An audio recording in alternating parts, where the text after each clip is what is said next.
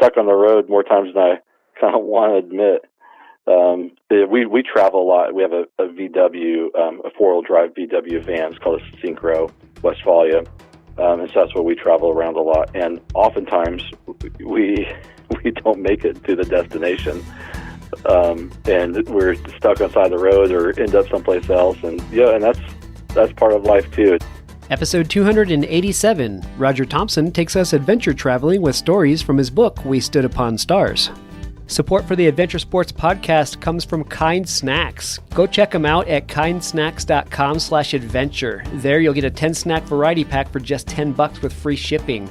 They'll send you some dark chocolate nuts and sea salt, some roasted jalapeno almond bars, and some of my new favorites are the mango apple chia pressed bars. So check them out and let them know we sent you by going to kindsnacks.com/adventure.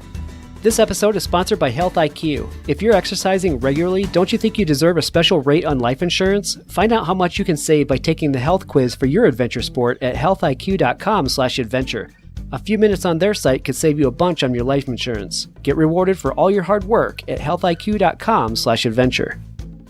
You're listening to the Adventure Sports Podcast, brought to you by 180 Tech. We talk with adventurers from around the globe to bring you the inspiration and motivation you need to get started in the outdoors or to keep you moving if you're already there.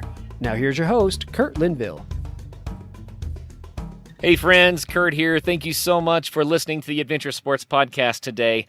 I have a show that is a little bit unique from our standard shows, and I'm really excited about this one. I have author Roger Thompson with us, and we're going to be doing a review of his latest book called We Stood Upon Stars. This book is about an adventure-lived life. I'm going to say it that way, and Roger can say a lot more about that, but it's a very adventurous book about traveling around through the United States, traveling with family, deeper thoughts about life and relationships and family and things that really matter. But it's written in such an amazing way. I was just telling Roger, the way he turns a phrase is remarkable. It's genius, very, very clever. So I'm excited to share this with you guys. Roger, welcome to the program.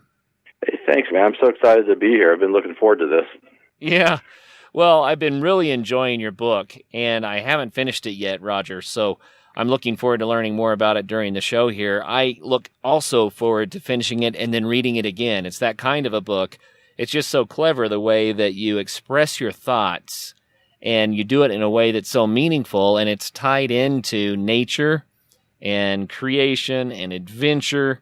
So it's right down the alley of what I really enjoy. So awesome book. Once again, it's We Stood Upon the Stars, and the subtitle is Finding God in Lost Places.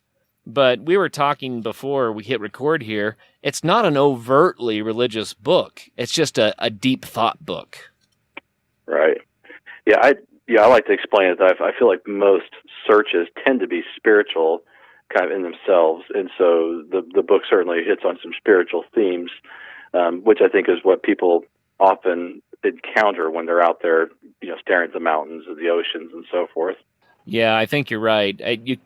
In my mind, it's difficult to stand under the stars and to really appreciate what's going on in this universe without it hitting the spirit a little bit, And I believe that adventure sports themselves are good for that. We have so many guests that come on and they talk about getting in the zone or connecting with something bigger than themselves, and that getting out into creation and being a part of it.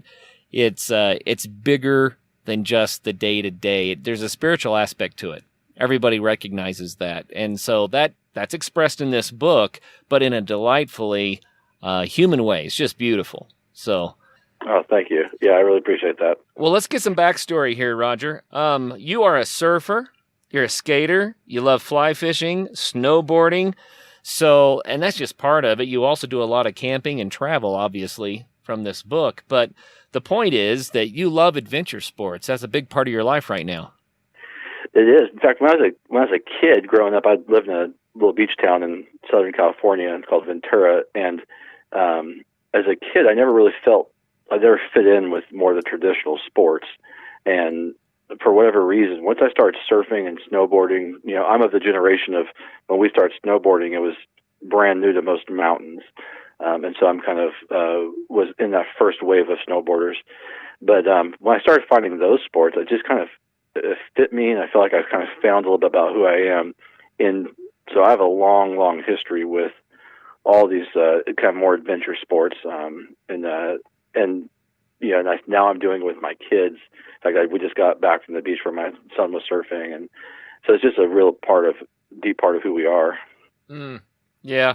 And your book starts out in one of the early chapters, talking about a surfing trip down into Mexico, where people can get a bit of the flavor of that adventurous lifestyle. Man, you talk about the adventure of everyday life in this book, too. I so much enjoyed the chapter about, let's call it the negotiations between you and your wife, or about whether or not to have children. Right. And it's really not negotiation so much as it is maneuvering somehow, right? Right, yeah. Maybe avoidance. But anyway, you pull the adventure of everyday life into this book too, which is so much fun. So, I'm kind of blabbing here. What if we read an excerpt from the book so that the listeners could get a feel for what I'm talking about? Do you have one that you could read for us? Sure, yeah, I'd love to. I've got one that's a fly fishing one that the setup is, and I don't want to be too heavy right off the bat here, but the setup is after someone close to me had passed away, and I was looking for kind of a place to start experiencing some healing, and so I went to one of my secret fishing holes, and it turned, and the fishing hole kind of gave me a secret, I suppose, is the best way to set that up. But yeah, I'll jump into this reading, and we'll kind of go through it. Right on. There aren't many secret fishing holes left, particularly in California. I have a few, and though I'm sure there are no secrets, I've never seen anyone else fishing them. I've discovered one of my favorites on the last day of fishing season. The known holes were packed, and I was searching for solitude. It was late in the fall, and at this higher elevation, trees had lost their leaves, leaving patches of brown among the evergreens. But along this creek, the colors held. They blazed in angled sunlight until afternoon winds snatched the last bits of color from cottonwoods, delivering leaves softly to the water below. Red and gold and yellow, like tiny rafts in the current. Below the leaves swam wild trout. Getting to this section of the creek required navigating a rutted dirt road and a short hike down a steep ravine. Yet for difficulty of access, it was not remote. It was in the shadow of the same peaks that shaded better-known fishing holes. I'm usually in a rush to get to the water, but on this day, things were moving in slow motion. Someone I loved had just died. Death is not done well in our culture. The expectations is always to move on. I was finding this hard to do. When the words of counselors and clergy fall short, sometimes fishing helps. There's a clearer voice that echoes the mountains.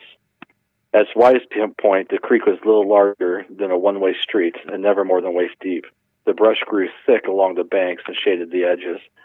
The openings to the sky were narrower than the creek, but through them the sun shone strong and reflected from the water surface, making the gold in the trees glow from below. The creek could only be fished from the middle.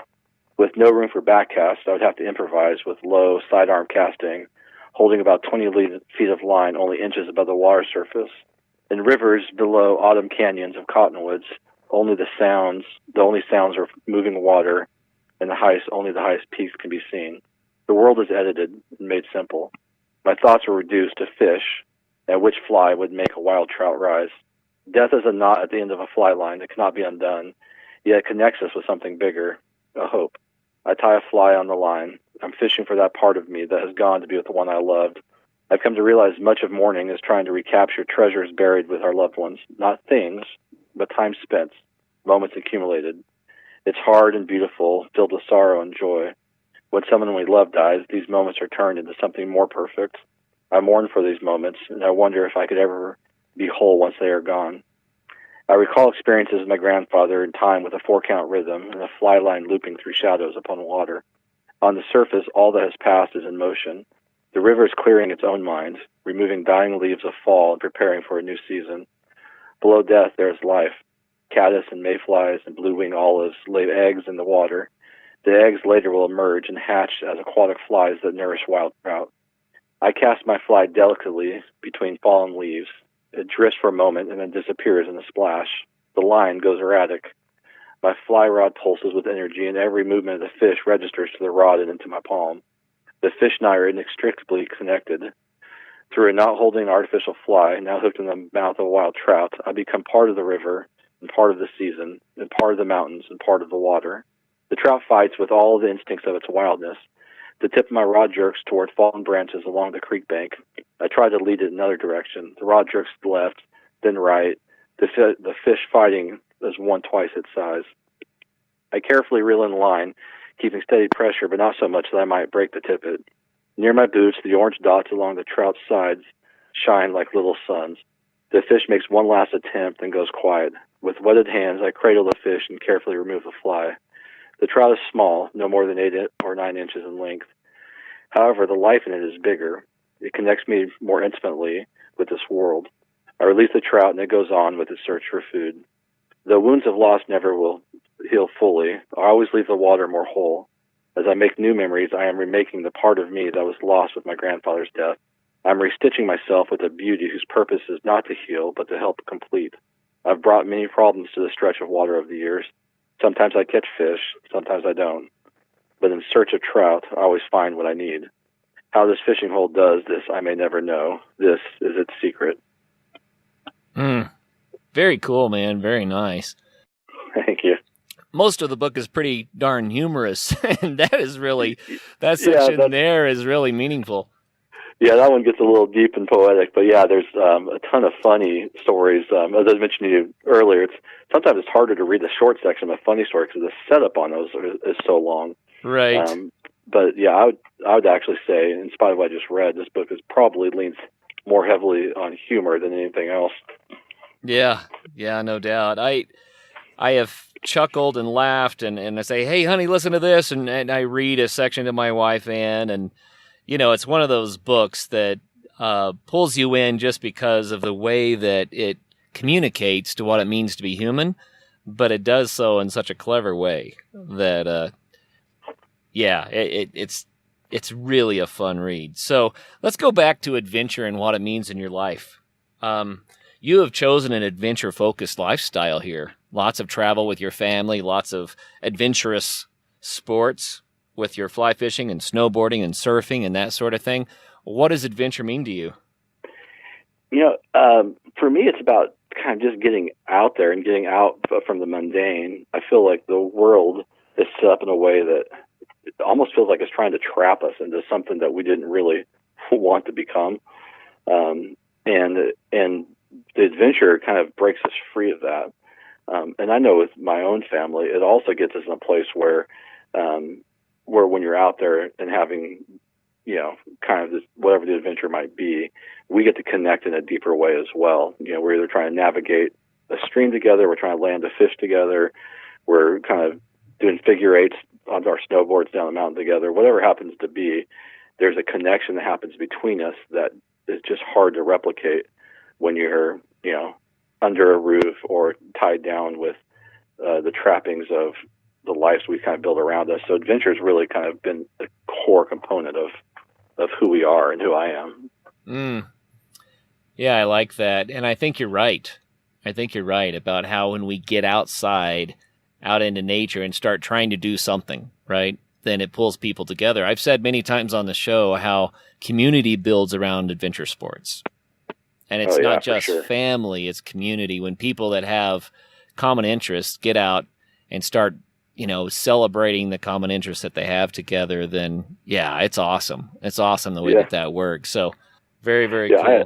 I had a fun, my boys got me an old school skateboarding deck for Father's Day, you know, a couple of weeks back. And I took my youngest son, we were in a skate shop yesterday. And when you talk about community, the guy who was helping me is the same guy that I've known in that skate shop now for, 25, 30 years.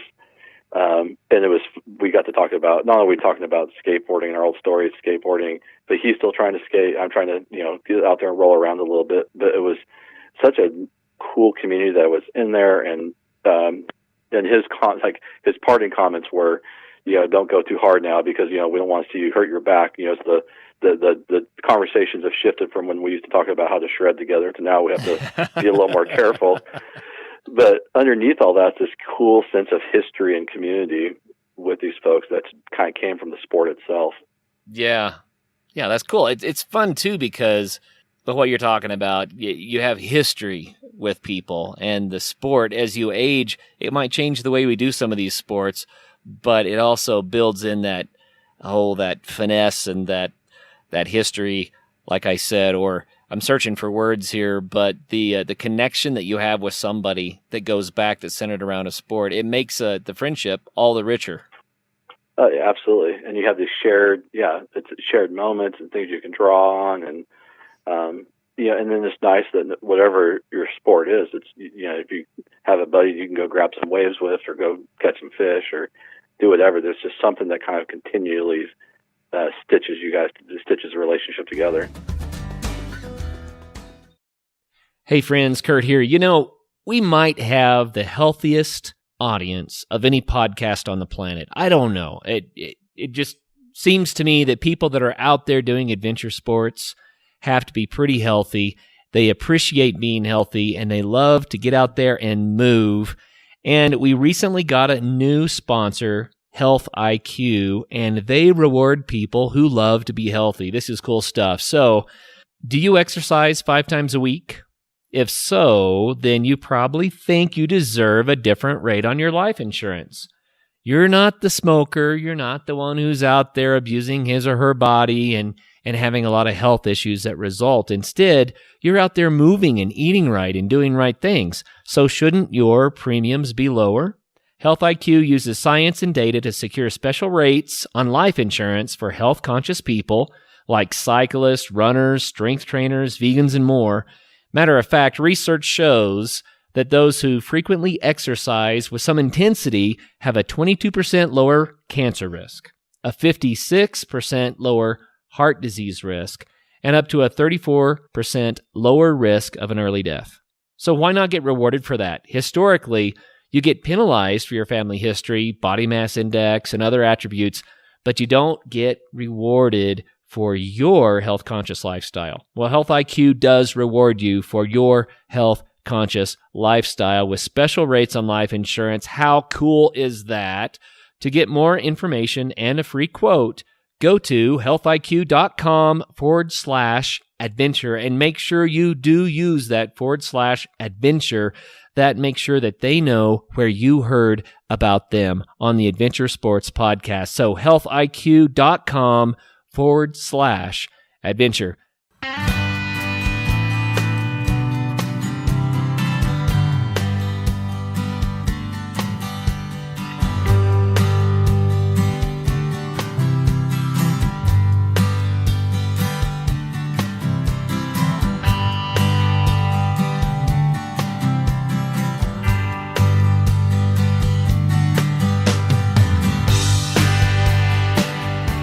Let's talk about surfing for a little bit. I know that that's been a big one for you. What has surfing done for you in your life? Yeah, surfing, it's probably been one of the most important things in my life. I started as a kid. Like I said, I didn't fit into the traditional sports, and quite honestly, I don't think I fit in anywhere. And when I was going through those identity things that you deal with as a young boy, surfing was the place where I could go and be truly myself. There was a connection there. Obviously, the water doesn't ask anything of you in terms of your background or socioeconomics or any of those kinds of things. It asks something deeper of you. It asks for respect, and it asks for caution, and it asks for these other things. And so as I started surfing and it became a part of my life, it almost didn't matter what was happening in school or other parts of my life, because the waves were always there for me, and the ocean was always there to step into that gap of what I wanted in my life and maybe what wasn't there, or any gap I had. The ocean could kind of fill that for me. It's kind of a safe haven in a way, huh? Oh, absolutely. And then, as you mentioned community earlier, as you get older and my friends started revolving around that, it became a place for us to go on surf trips together, and and then, or just even daily kind of surf life. It's provided a bit of an anchoring for me throughout my life. I've been landlocked most of my life, but I've made it to the coast several times, and I did a fair amount of body surfing, and I've been in some really big waves that just tore me up. I'll tell you, it tore me up. You got to respect it. I've only been surfing on a surfboard one time, and it was amazingly challenging for me. Like, I have to ask for people that haven't tried surfing, or maybe they're trying to learn how long does it take to get past that it's just kicking your butt phase?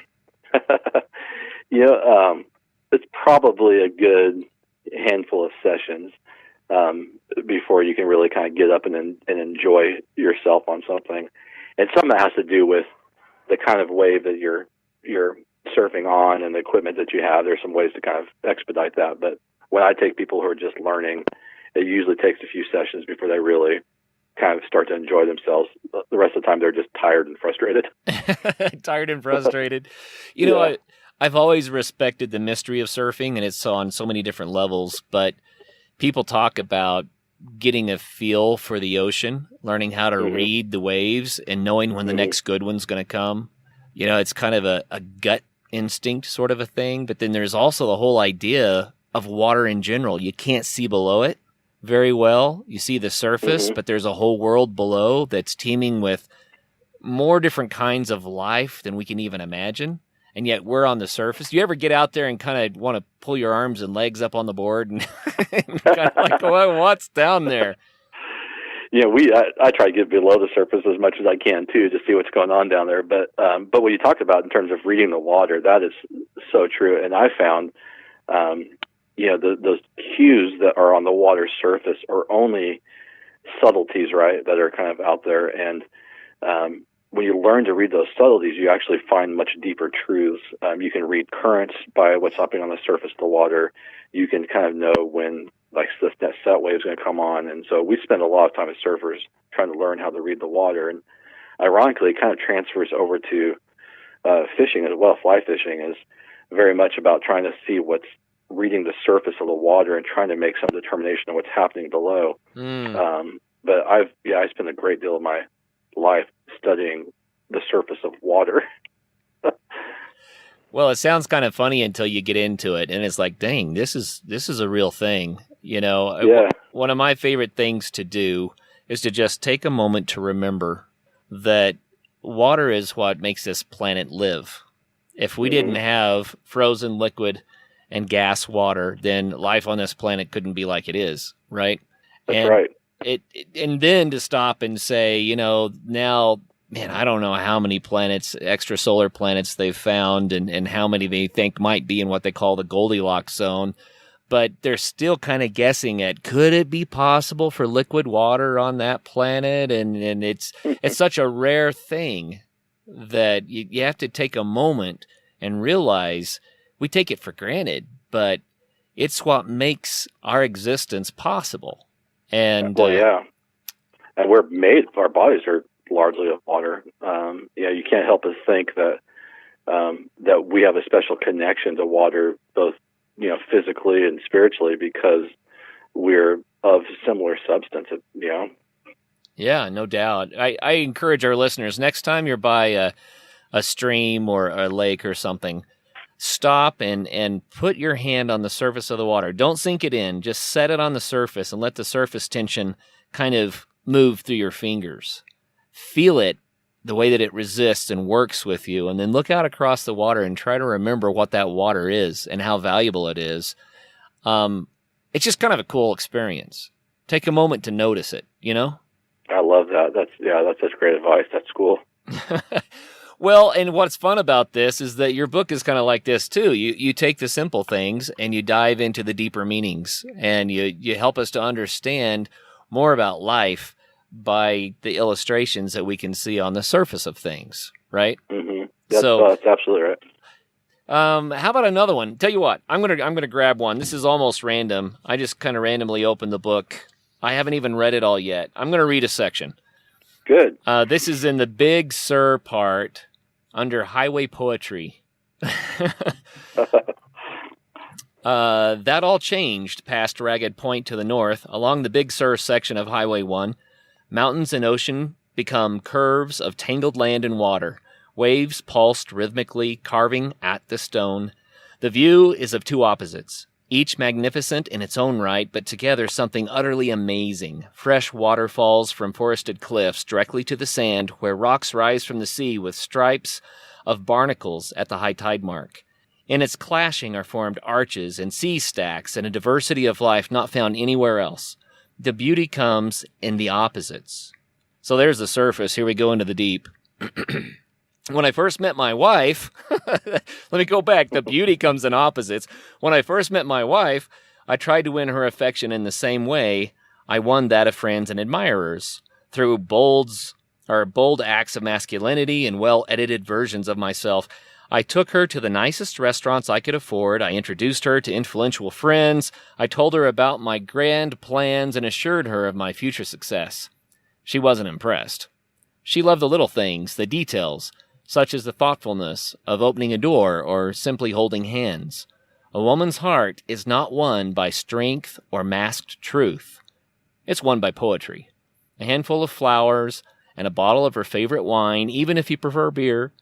If you want to truly be a man, study the heart of a woman. It is the landscape we were made to travel. I love it. Yeah. Whoever wrote that's a genius.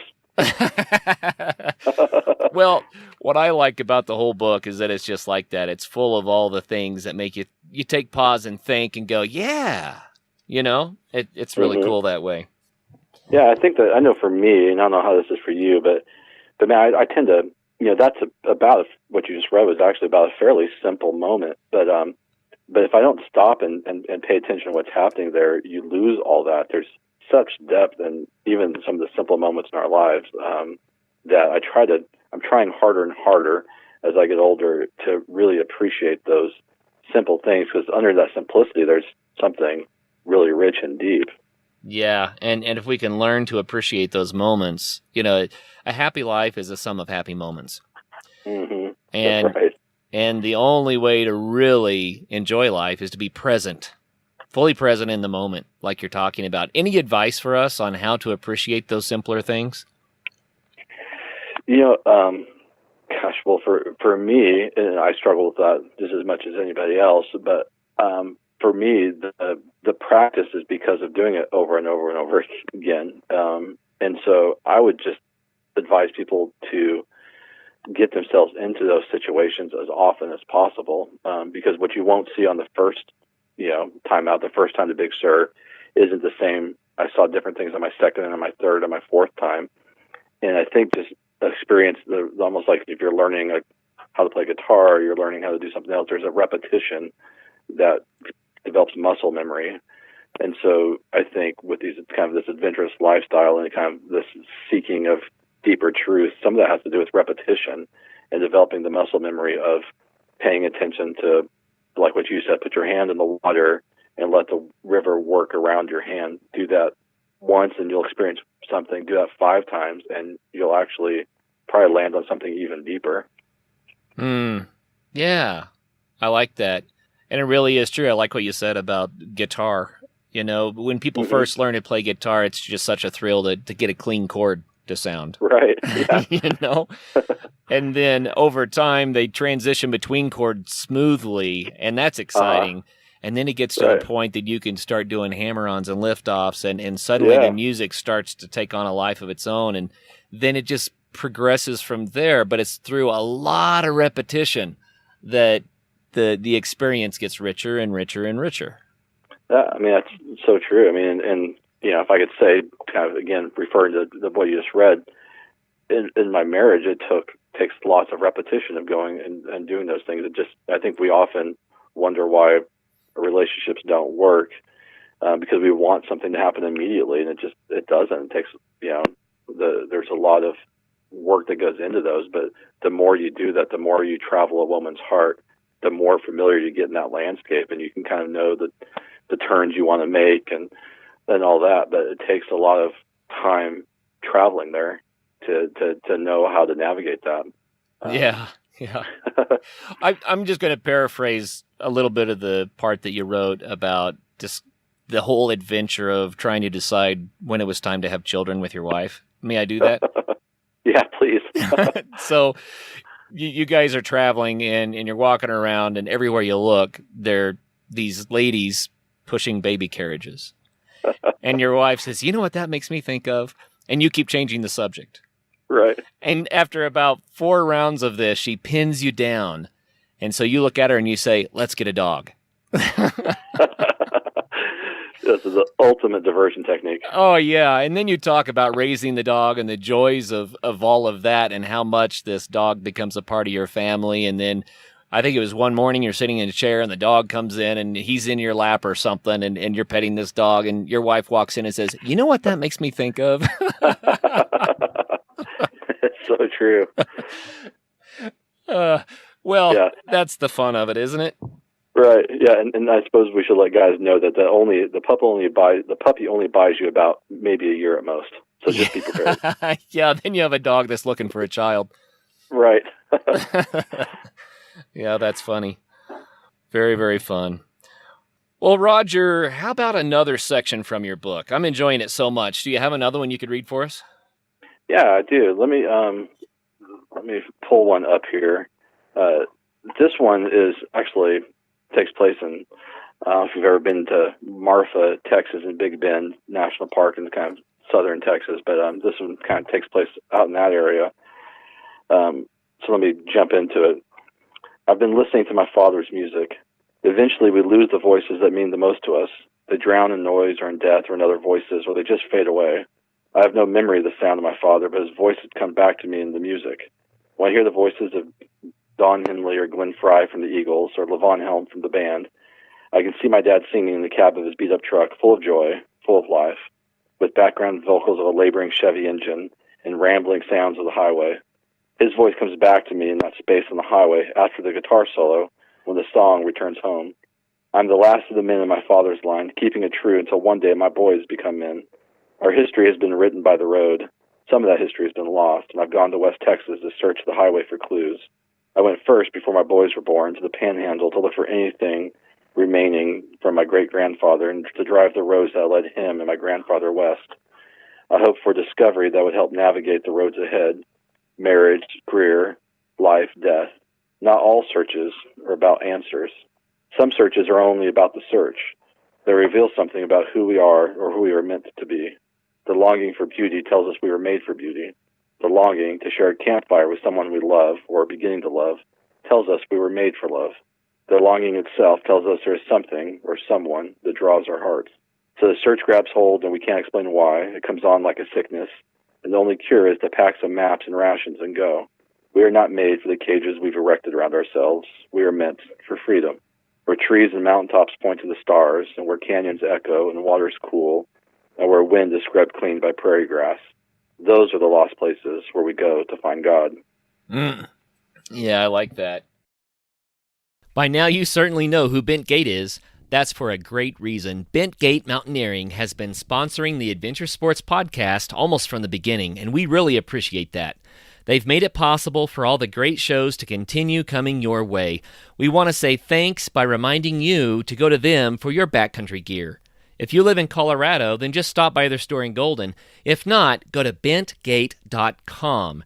They have what you need, from the latest ultralight gear to the tried and true classics for climbing, hiking, and camping, like Arc'teryx, Hilleberg, Nemo, Western Mountaineering, and many more.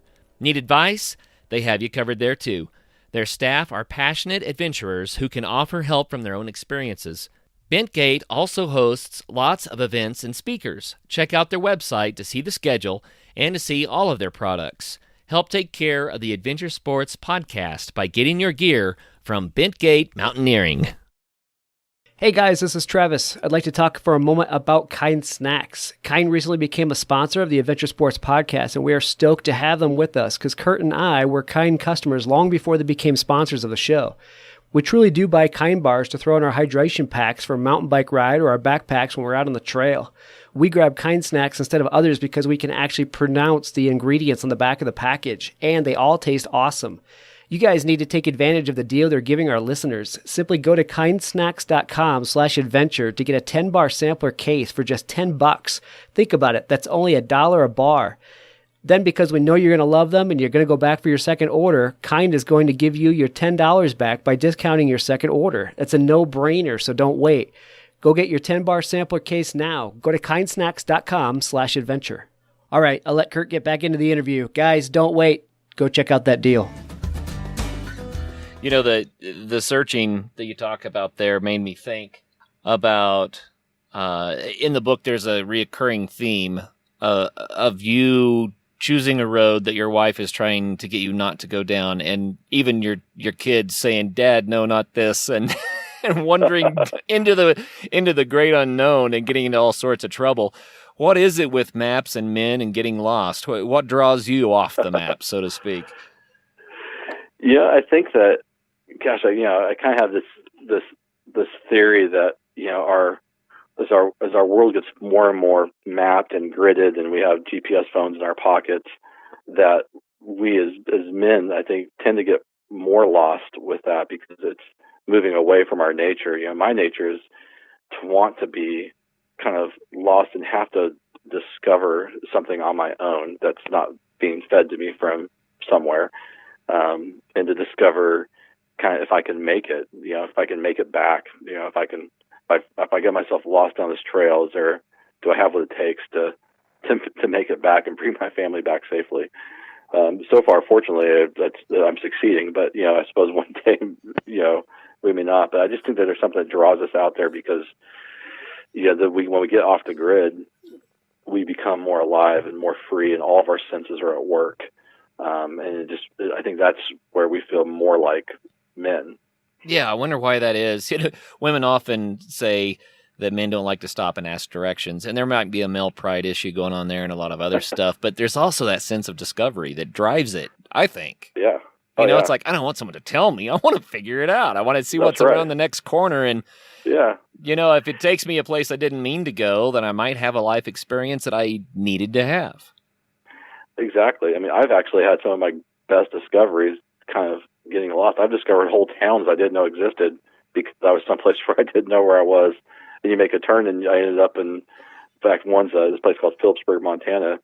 We were just driving down some road. I didn't know where we were, and we make this turn, and all of a sudden we're in this town that's become now one of our favorite towns to visit. Wow. And if I was paying attention to my map, I would have never found that because I would have just been so focused on the destination, I would have lost the journey. So you're talking about getting stuck down these roads. I got to read the names of some of your chapters here. Zen and the Art of Vanagon Maintenance, Part 1, with the subheading here, Mariposa, California. Then 2 chapters later, Zen and the Art of Vanagon Maintenance, Part 2, but this time Spearfish Canyon, South Dakota. And then we go all the way to chapter 29, Zen and the Art of Vanagon Maintenance, Part 3. Now we're in Park City, Utah. So it sounds like you've had some challenges getting back out again sometimes. Yeah, absolutely. I've been stuck on the road more times than I kind of want to admit. We travel a lot. We have a VW, a 4-wheel drive VW van. It's called a Synchro, Westphalia. And so that's where we travel around a lot. And oftentimes we don't make it to the destination. And we're stuck on the side of the road or end up someplace else. And and that's part of life too. And we've actually learned to appreciate that. In fact, my wife and I, we were stuck someplace. We're going into, it's in one of those chapters, one of those Zen chapters. We're heading into Yosemite and basically lost our engine, and we're coasted down to this dark kind of canyon. And my son tells me, "Daddy, this is the darkest night of my life."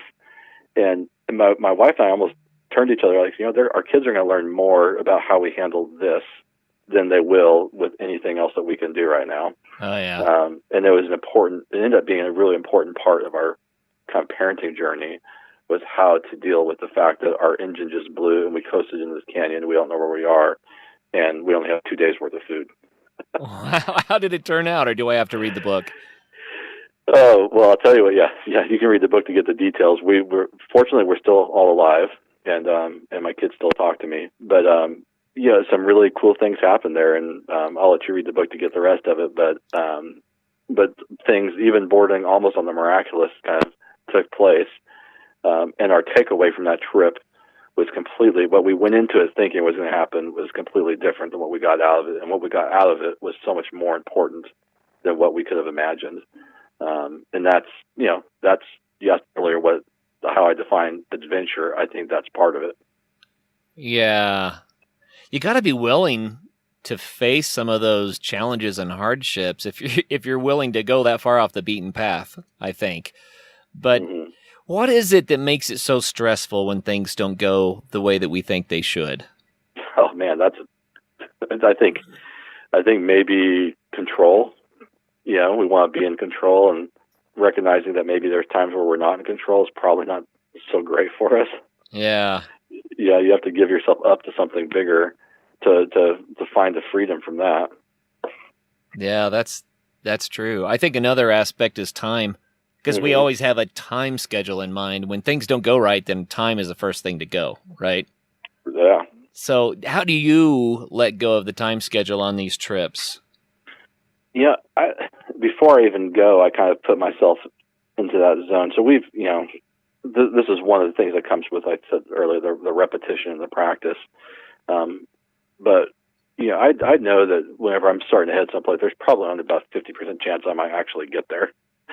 And so once you and then you start the journey anyways with that expectation, and all of a sudden everything's on the upside. There's not a lot of downside. And so some of that is, for me, understanding that the time isn't ultimately mine to decide. It's kind of like that, I don't know if you like Lord of the Rings, but that Gandalf line, it's, ultimately it's what we decide to do at the time that's been given us. Right. Yeah. And so that's, and so whether it's broke down on the side of the road, whether it's, getting to your destination or not, whatever time you've been given to do that, I think that's doing the most you can with that becomes the key thing. Well, that's wisdom right there. I think the hardest part that a lot of people have with adventure is the time constraints. Because, we have all these weekend warriors, and I celebrate weekend warriors. It's the way to go. I mean, if that's your opportunity to have adventures and get outside and experience life on a bigger level, then go for it. Don't fall into the trap of being the weekend couch potato. But weekends are short. You have to get there, you have to do something, you have to get back again. And if anything goes wrong, sometimes you've got a boss staring at you on Monday morning wondering where you are, Right. Yeah, I definitely think those are tough for sure. Man, yeah. And sometimes you can't control what happens when you get out there. You'll know if you're going to make it back or not. Yeah. Hey, here's another paragraph I just found. I'm going to read this one about fly fishing. The fish still hadn't tired. It continued to burst with energy, each time folding Chuck's fly rod in half. I could see it was a wild brown trout by the bright orange spots along its lateral line. It looked to be about 18 inches in length, maybe more, and so thick in the middle I wondered how it fit in the shallow riffle where it was hooked. I got positioned with the net and instructed Chuck to lead the fish toward me. The net didn't seem big enough. I reached for the trout, and suddenly the knot attaching the fly to the tippet broke. The rod recoiled, and the line whipped back with a sudden release of tension. We stood in the water, stunned, silent as church mice. Chuck broke the silence first. Does that count? It does for me. Someone I was doing an interview with some group of people I was speaking with recently, and someone asked me what my favorite part about the book was, and I said that in my books, the fish are always bigger in the stories. Right. So the title of that chapter is called Whiskey and Firelight. What do you mean by that title? Yeah, that chapter, it's, obviously my buddy Chuck, we went on this fishing trip together, and we were both kind of at a point, in midlife where we were struggling with the tension that we feel with work. He's a fireman, I'm an author, amongst other things. But in both cases, our work just seems like it gets more and more demanding, and it was starting to get between us and our wives, us and our kids. And so our solution is to go fishing. I'm not sure if that's the best solution or not, but so we decided to go fishing together. And we had this great big experience. And at the end of that chapter, kind of at the end of that trip, there was this moment where Chuck and I would fish. We'd caught all sorts of fish. We'd done some cool things. And then we decided that kind of my tradition is we'd break out the whiskey at the end of the day around the fire and you kind of recount the day a little bit. But there's something that happens between, I'm sure you've experienced this too, but when you're out there, we were under the stars, kind of out in the middle of nowhere, just Chuck and I, we're the only guys there, having this fire and a drink of whiskey. And there's something that's sealed in our friendship, this sense of, hey, this is an important moment, and it's sealed with this whiskey and firelight, that we're gonna try to not let work rob us of the things that matter most to us, whatever that is. Whatever we have to do to fight against that, we're going to fight against that together. And ever since that moment, Chuck and I get together for beer pretty regularly, and that's one of the first things we talk about is, how's that going? How's that, that commitment that we made with the whiskey and the firelight, how's that going? So that's kind of the story behind the story of that chapter. In a way, it sounds like communion. Yeah, that's what it is. It's about commitments and right, and reaching for a more important purpose, maybe. I wanted to point out, just by looking at your chapters again, I want to rattle off the locations, because your book takes us places. It's not just thought, right? It's not just exploring ideas. It's going all over the place. So we've got Joshua Tree, Ventura, California, northern Baja, Mexico. We've got Utah, Rocky Mountain National Park, Grays River, Wyoming, Highway 49, California, Lake Tahoe, Sonoma, Santa Fe, New Mexico, Montana, Channel Islands National Park, Paradise Valley, Yellowstone River, Montana, Yellowstone National Park, Wyoming. I mean, you're going all over the West here. We've got South Dakota. We've got more Montana and California, Glacier National Park, San Juan Islands in the Pacific Northwest, and even Big Bend National Park in Texas. So that's also fun. You visit a lot of national parks and famous natural places, and that's the backdrop. That's the setting for the stories that you weave through this tapestry. So I wanted to make sure that everyone knew that. Oh yeah, no. Thanks for pointing it out, because there is at the heart of this. It's a travel adventure book, and one of the things I wanted to really accomplish was I was trying to find that line, because I read, as you can imagine, I read lots of kind of travel books, and they're really great on the how to go do this, or how to what to do in Montana, or what to do here or there. But I read at least seldomly if I come across something that really stokes my heart to want to go to travel. And so what I wanted to do with this was a little bit of both. Is I wanted someone to read these stories and get inspired to want to go travel. And then once they get there, there's a map that goes with every single story. It's a hand-drawn map that my mom and I did. And in that map, I give out kind of where my favorite breweries are, where my favorite kind of tacos are, or barbecue.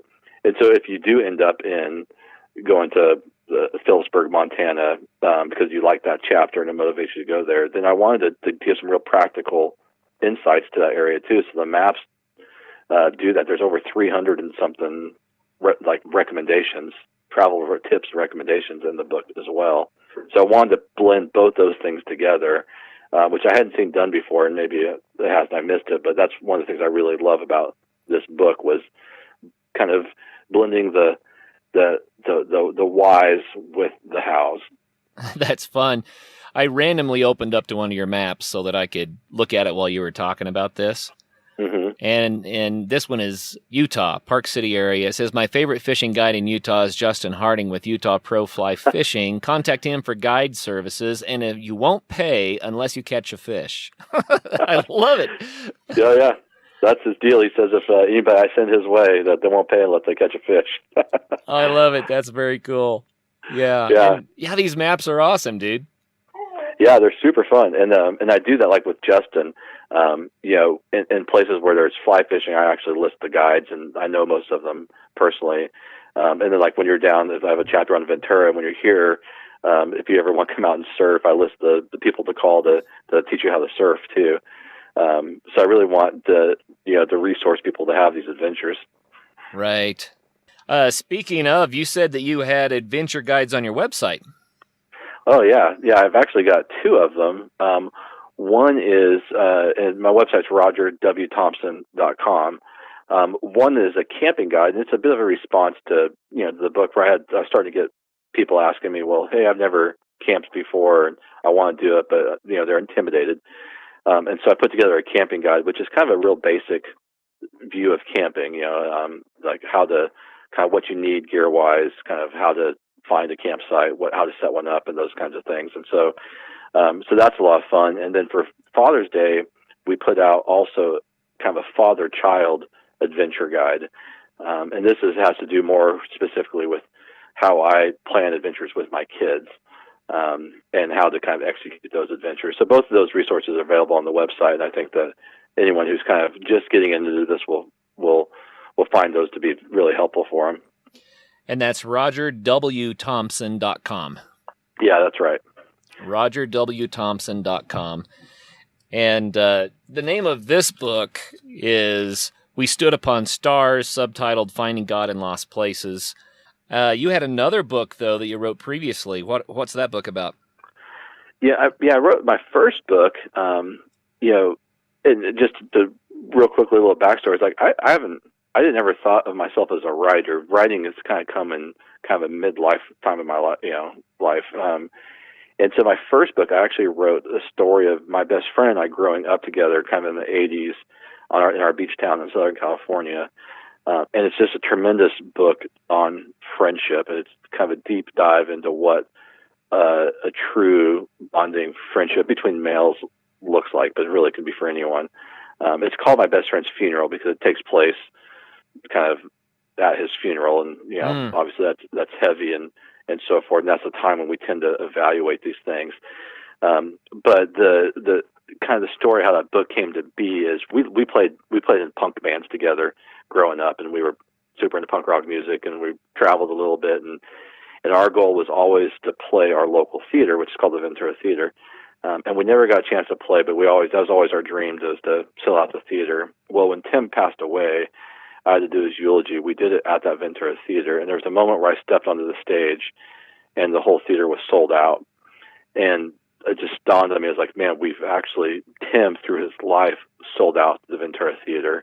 Wow. And I wanted to kind of honor him and also talk about, for all of us who are trying to find out how to live a meaningful life, how do you live a life that's so meaningful that it'll sell out the theater? So anyways, that's that other book, my first book called My Best Friend's Funeral. And people can find that on Amazon? Yeah, that's available on Amazon. And then my newest one, that We Stood Upon Stars, is on Amazon as well, but this one's also going to be in whatever your local bookstore is as well. Very cool. We Stood Upon Stars. And when does this release? I have a pre-release version here, so do you know when this is coming out? It just came out a couple weeks ago. Beautiful. So I love the timing. Yeah, perfect. Yeah, it's out now, so go to your local bookstore and pick it up. Well, that's awesome. I'm glad to hear that. So, local bookstore, Amazon, the name of the book again, We Stood Upon Stars. Roger, I've thoroughly enjoyed our time visiting about this. I just feel like you're a man after my own heart. It's a lot of fun to visit with you and to get to know you a little bit. Do you have one more passage that you could close out the show with? Yes, let me dig one up here. So I'm going to read one of the Zen and the segment from the Zen and Art of Vanagon Maintenance. This is one from part 2 in Spearfish Canyon, South Dakota. The red light was flashing and the oil alarm was buzzing and the kids were listening and I was trying to keep it together. I'm not sure where we were, somewhere in South Dakota maybe, or it could have been Nebraska. There weren't many signs or cars. Daddy, where are we? I'm not sure. Are you going to fix the van? I went through the motions of fixing the van, mostly for theater, so my kids wouldn't lose complete confidence in me. For miles, a mutiny had been brewing in the back seat. If I lost it now, the inmates would take over. The engine was in the rear of the van, under the storage area, and everybody knew the routine. It's a bucket brigade process of removing camping gear and sleeping bags to make it possible to get to the engine compartment. I looked at a jumble of metal and wires, not with hopes of identifying the problem, but hoping I could be left alone while I fought inner demons exalting my soul. I just wanted a moment of quiet. What's that, Daddy? I was like a possum, hoping if I stood still he might go away. Daddy, what is it? That's the engine. My younger son pointed to something more specific. What's that, Daddy? That, son, is the alternator. I had no idea what it was or even what he was pointing at. I wasn't paying much attention. What's that? The starter. What's that? A pipe. What's that? The alternator. You already said that. I hate this game. My older son didn't bother with questions. He walked off to practice his pitching by throwing stones at this rotting fence. We had pulled off the road near a stagnant pond, and the mosquitoes found blood. My wife stayed busy spraying bug spray and looking for snacks because she knew we'd be here a while. I hoped my younger son would lose interest, but all he seemed to care about was what some chunk of metal in the engine compartment was for. It's a backup alternator. Why does the van need a backup? Listen, I'm trying to fix the engine. This is very dangerous. You need to stop asking questions and let me work. This bought me quiet. I used this to figure out how to get my family out of yet another van breakdown. The sun was setting, and according to the map, we were about 180 miles from our destination in Spearfish, South Dakota. Since I couldn't fix the engine, the choice was either to tow the van someplace close or to tow it someplace far. I decided to have it towed to Spearfish. Why is it dangerous? My son asked. I didn't answer. Instead, I called a tow truck. Why can't you fix it? Go throw rocks with your brother. So, yeah. And it goes on a little bit to talk about kind of what happened in that moment and so forth. But yeah, it's a fun reminder that, sometimes the things that happen outside of our control can be the most important things that happen in our lives. Oh yeah, no doubt. Well, man, the clock got us. I've really enjoyed this. It's been a lot of fun. Thank you so much for coming on the Adventure Sports Podcast and sharing a little bit of your book and your heart and your wisdom with us about adventure and an adventure-filled lifestyle. I love it, man. Man, it was so much fun. It's amazing how quickly that time went, so I appreciate it's an opportunity to be with you. Yeah, it's been great. So for all of our listeners out there, thank you for listening in as Roger and I have our little chat. We really enjoyed our time. Hope you enjoyed it as much or more than we did. And until the next show, make sure that you do get out there and have some fun. Don't miss Monday's episode when Curt talks with Robert Jones about his 96-mile trek along the West Highland Way in Scotland with his 3 kids. Until then, get out and have some fun.